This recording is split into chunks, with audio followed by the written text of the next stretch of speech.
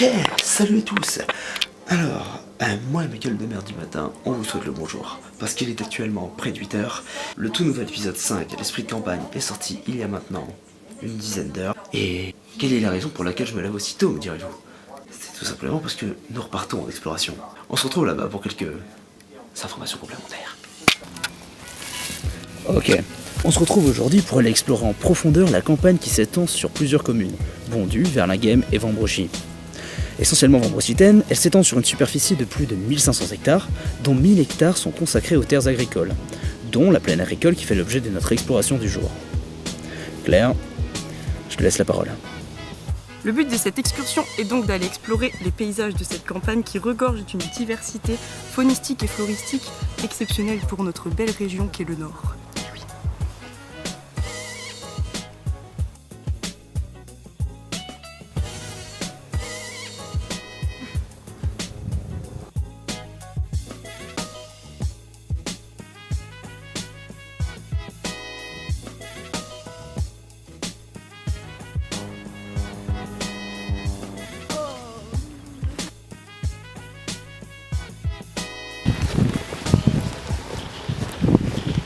T'as arrêté à quel âge? Oula, 17. Désolé, hein. Moi, j'ai pas été à l'école longtemps, d'accord? Quand il y a une araignée. Il faut également savoir que la plaine agricole est aussi riche en histoire qu'elle l'est en terres cultivables. Les premières traces historiques subsistent depuis le 6e siècle, où Vambrochy n'était alors qu'un petit village nouvellement bâti, qui s'appelait d'ailleurs la paroisse. Le paysage est varié, entre jachères, champs ou encore terres d'élevage. C'est donc 1400 ans d'histoire qui s'étendent devant nous, pour les 1000 hectares cultivés existant encore actuellement. Ces terres sont particulièrement riches, ce qui a favorisé la culture du lin, permettant un développement conséquent de l'agriculture locale. On cultive, on tisse, tout d'abord à la main, puis mécaniquement avec l'industrialisation. Malgré tout, lors de notre excursion, on rencontre encore beaucoup d'exploitants qui cultivent et récoltent même leurs champs, souvent seuls au milieu de nulle part, ainsi que sous un soleil, qui, mine de rien, tape fort. Au début du XIVe siècle, cette industrialisation fait venir beaucoup d'ouvriers qui, venant travailler dans la plaine agricole, accroît de ce fait la population du village. Il faut imaginer les nombreux paysans qui travaillaient nuit et jour pour le compte des nombreux seigneurs locaux. Ces seigneurs, dénombrés aux alentours d'une cinquantaine, face au développement conséquent de l'agriculture dans la zone et l'intervention de la comtesse de Flandre, qui fit du village l'unique point d'accès portuaire, ont installé leur résidence secondaire sur place. Soit pour faire fructifier leurs affaires grâce à la production agricole toujours croissante, ou alors pour rechercher de la tranquillité et accueillir en douce leur maîtresse, bien loin des regards indiscrets.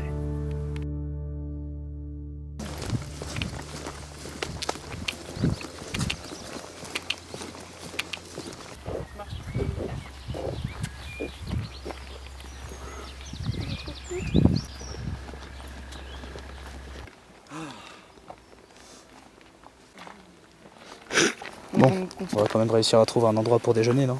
Ouais. On est sur la bonne route selon toi? Je le sens. Attends. Ouais, c'est bon. Alors là les amis, on a eu un petit problème de GPS, ça nous a pris un quart d'heure avant de pouvoir véritablement retrouver notre route. Problématique dans un lieu où il n'y a absolument rien, un camp perdu au milieu de nulle part, où il n'y a pas de GPS. Et on doit se repérer sur une carte qui n'indique pas vraiment où on est. On s'en est finalement sorti. Comme ça, même si on ne capte pas le GPS, on a quand même un bon sens de l'orientation. Donc là, il se rapproche de midi. Donc on va essayer de se trouver un petit endroit pour histoire de déjeuner.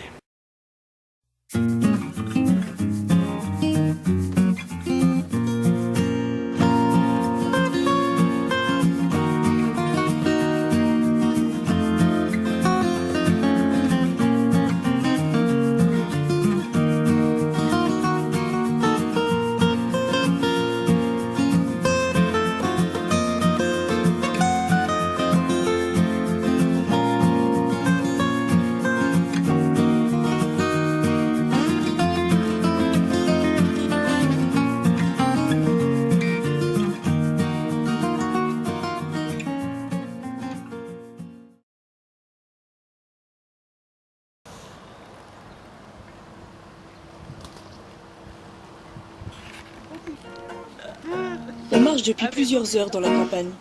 On s'est égaré plusieurs fois, mais on parvient tout de même à rejoindre la berge de la rivière on s'autorise une petite pause déjeuner bien méritée dans un cadre plus qu'agréable. Parcourir le monde et voir ce que la vie propose. Vivre au grand air et marcher dans les champs de roses. Visiter les places où le destin me dépose. Devant les beautés du monde, man, je prendrai la pause. Ma vie sera trop courte, même si elle dure un siècle. Je ne la passerai pas confinée comme un insecte stupide. Le lin, qui s'adapte particulièrement aux terres du plateau vambrocitain, trouve ses premières linières en 1844. Celles-ci, nombreuses à l'époque, ne sont plus que 2 à l'aube du XXe siècle. La Première Guerre mondiale, une période historique difficile, connaît destruction, occupation, avant le renouveau. Dès le début, les Allemands envahissent et occupent les villages. Pour cette région rurale, elle est synonyme de pertes humaines, civiles et militaires, ainsi que de l'exil partiel de la population qui ne se sent plus en sécurité. En effet, en 10 ans, de 1911 à 1921, c'est plus de 400 habitants sur un nombre total peu conséquent qui décident de quitter le village de Vambrochy. Toutes les industries locales, dont les fameuses linières et outils de production sont réquisitionnés, pillés et détruites. Pour prévenir une éventuelle récidive, en 1922, l'architecte Granet, beau-fils de Gustave Eiffel, prend un projet de Louis Nicole afin de construire une usine moderne en béton armé pouvant résister aux attaques en cas de conflit. Au soleil couchant de la Seconde Guerre mondiale, qui fit subir au village une nouvelle vague de pillage et de destruction. Les filles des mines y permettent une reprise de la production immédiate. Ils sont acheminés vers l'usine grâce à 3 transports par jour depuis la région lensoise. Le bâtiment termine définitivement son activité en 1992 et est abandonné jusqu'en 2003 où il est inscrit à l'inventaire des monuments historiques. Il est, depuis plusieurs années, réhabilité. La reconstruction amène un renouveau à la ville et une prospérité qu'elle ne pouvait qu'espérer retrouver par une rénovation des différentes industries et l'innovation technologique. La population augmente de nouveau de 4000 à 6000 habitants environ. Le secteur du textile, qui était l'activité principale de la région grâce à la plaine agricole, connaît une crise qui la pousse à se diversifier. Par exemple, le village de Vambrochy s'oriente vers des activités culturelles et le tourisme, par la mise en valeur de son patrimoine naturel et culturel, tout en continuant à œuvrer sur la production du textile, attirant encore un grand nombre d'industries. Désormais ville, elle recense actuellement non loin de 10 000 vambrocitains.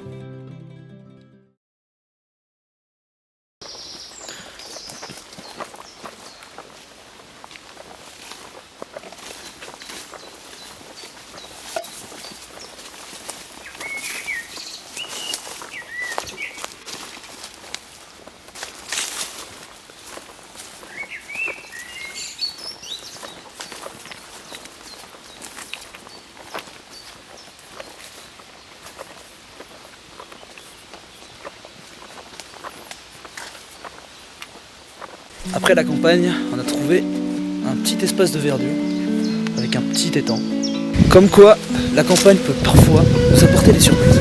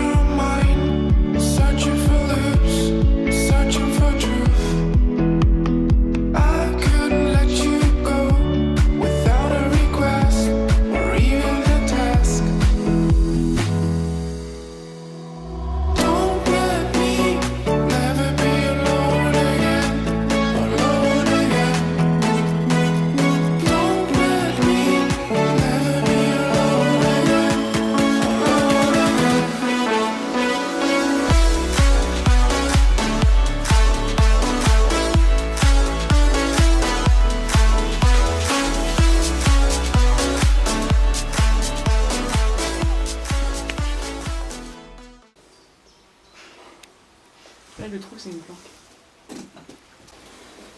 C'est dingue quand même, ce genre de choses qu'on peut trouver comme ça dans la forêt. Dans un petit sous-bois comme ça, c'est bien caché, mais genre tu vois un petit chemin, un petit trou dans les bois et ça t'amène à des lieux abandonnés comme ça. Bah ouais, on sait même pas ce que c'était en fait. Non, pas du tout. Faudrait s'enseigner.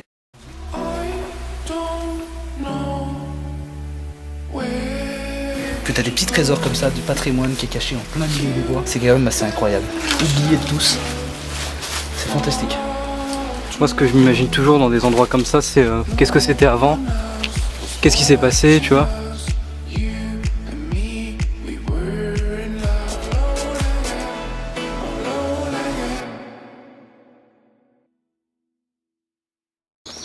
Il est où? Là-bas. Oh, j'ai perdu.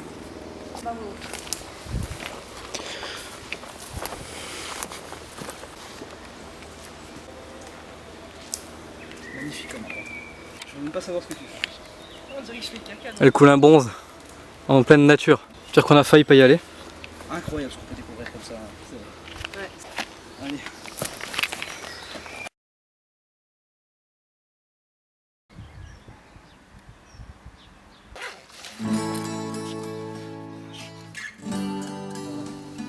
C'est juste que c'est la marque. Ah oui.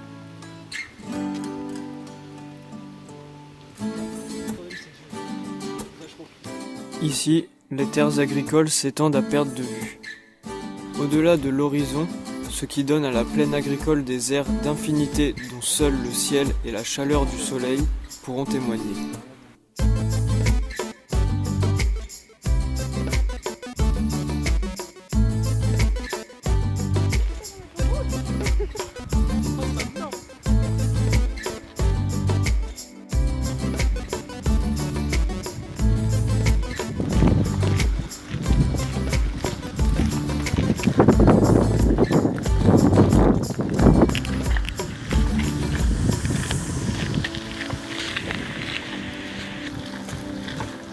On s'est perdu. Voilà, Aïe. ça fait 5 heures qu'on marche. Puis là, on commence simplement à se perdre. Au milieu Simplement, dans le plus. on est calme. De manière la plus naturelle qui soit. Calme et serein. C'est ça. Et si Bah, tout le monde pouvait être optimiste ici, ça serait.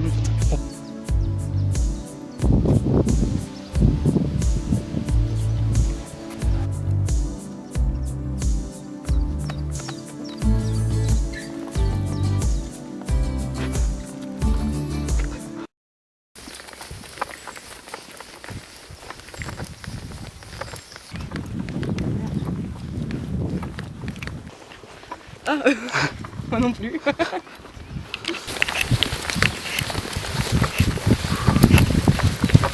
Je commence à avoir de pieds.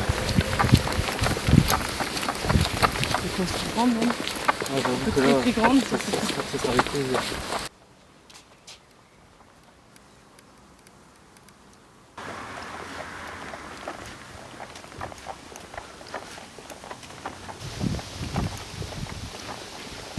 Alors Claire, ça te fait quoi d'être perdu au milieu de nulle part avec nous? C'est une magnifique expérience. On sait que ça a changé ta vie. Ah oui, carrément. Alors franchement, j'ai envie de faire ça tous les jours maintenant.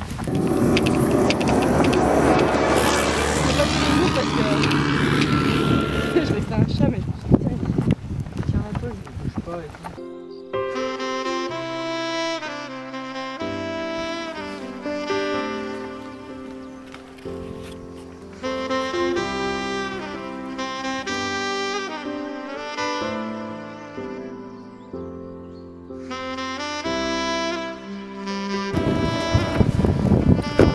Donc on arrive. Donc là on a plus d'eau parce qu'on est le genre de personne à prendre 2 paires de lunettes de soleil mais pas de bouteille d'eau quoi.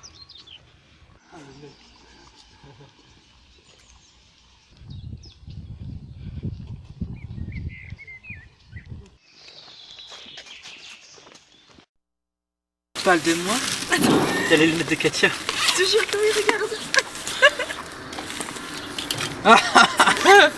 Le danger qui se profile doucement, c'est l'urbanisation.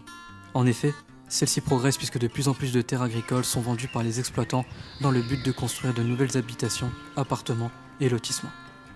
Ces terres sont, et à juste titre, un patrimoine conséquent aussi bien au niveau historique que naturel. Et ce serait vraiment dommage de les voir disparaître. Ça doit faire 6 heures qu'on marche et on est encore une fois perdu au milieu de nulle part. Vous pouvez le voir, les autres sont là-bas. On arrive à se repérer grâce à une carte sur nos téléphones, cependant nos téléphones n'ont presque plus de batterie. Donc Donc il ne restera plus que notre sauce de l'orientation pour pouvoir nous guider vers le chemin du retour, qui est loin encore d'être atteint, étant donné qu'il nous reste à peu près un genre 5 à 6 km, voire 7. On se retrouve au bout du tunnel. Attends, on peut la refaire. On se retrouve au bout du tunnel. Qui est fatigué? Elle. Moi je suis en forme. Comment s'entraîner?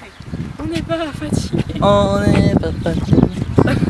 Max c'est ses pires cauchemars. Il va revivre ses pires cauchemars à cause de moi. Trop tard, je coach pas là. Les pouces en avant. Alors qu'est-ce que ça fait d'être perdu au milieu de nulle part, mais genre vraiment de nulle part? Là où il y a des gars. Bah là je sais pas ça fait combien de temps qu'on marche. 6 heures. 6 heures, bah je t'avouerai que mes jambes commencent un tout petit peu à, et il nous reste me dire voilà. À me dire merde quoi. Que fais-tu? N'est-ce pas? Ma foi. C'est pas grave, c'est dans la tête. Ouais, bah ouais. C'est dans la tête. C'est juste agréable d'avoir perdu au milieu de nulle part et d'avoir ce genre de paysage en face de nous. Tant qu'il y a de l'eau dans le sac. Il y en a un optimiste, il est là, derrière la Tant qu'il y a de l'eau, il y a de la vie. Et tant qu'il y a de la vie, il y a de l'espoir. Tant qu'il y a de l'espoir, il y a de la vie. 1, 2. Juste avant de grandir, je ne souhaitais pas bonjour aux gens sans rire. Maintenant si, nonobstant mes opinions, nonobstant mes opinions. Juste avant de grandir, la seule chose que j'avais à franchir, c'était un peu, mais v'là des succubes maintenant, mais v'là des succubes maintenant. Juste avant de grandir, je ne savais pas. Tiens Claire, tu voulais te baigner? Aujourd'hui sur sa bouche, et ça s'est pris. Ça fait 10 jours qu'on est en train de marcher. Ça fait 8 jours que la voiture essaye de passer. Je ne pouvais pas avec un bobo gauchiste, mais je suis devenu tolérant. Je suis devenu tolérant. Comment dire? Il n'y a rien à dire, on sait pas où on est. Ça fait 5h30 qu'on marche environ, c'est ça? Voilà. Voilà, bah, sans commentaire. Tu vois, il n'y a même plus de.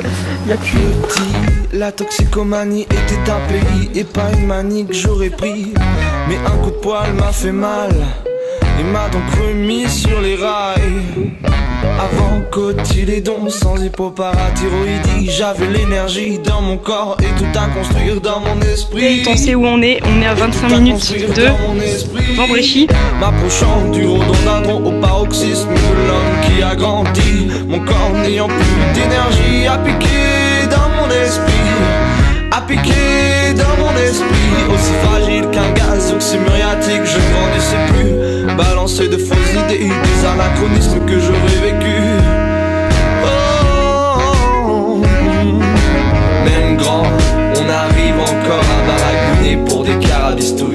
On grandit à vie, seulement par envie. Si tu gardes tes chaussettes et ne te déplaces plus, tu ne grandis pas.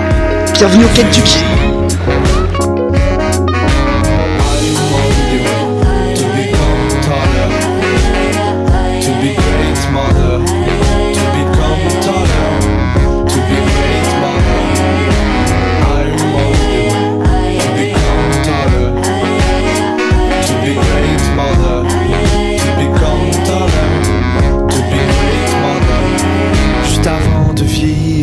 Je ne blâmais pas les kidam, les sans dire l'inverse par une saugrenue opinion, une saugrenue opinion. Juste avant de vieillir, les cornichons sous mon balcon chantant du stupéflip. Ne me dérangez pas non, ne me dérangez pas non. Juste avant de vieillir. Alors c'est la fin de cette exploration de la plaine agricole. On a exploré pleinement. Voilà, donc on a marché près de 8 heures. Ouais. Donc la fatigue est là, mais on espère en tout cas que ça vous a plu autant qu'à nous. Et on se retrouve bientôt pour une nouvelle exploration. Ciao, bisous. Peace. Juste avant de vieillir, je ne savais pas qu'on pouvait continuer de grandir. J'ai vieilli comme un con, j'ai vieilli comme un con.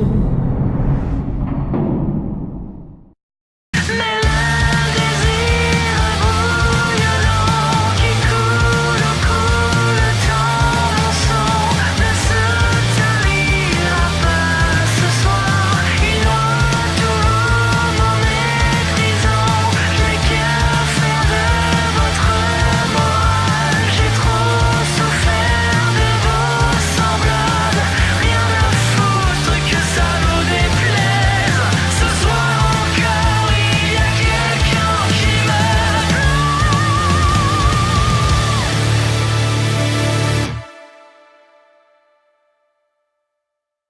d'air. Oh pardon. Arrête. Arrête.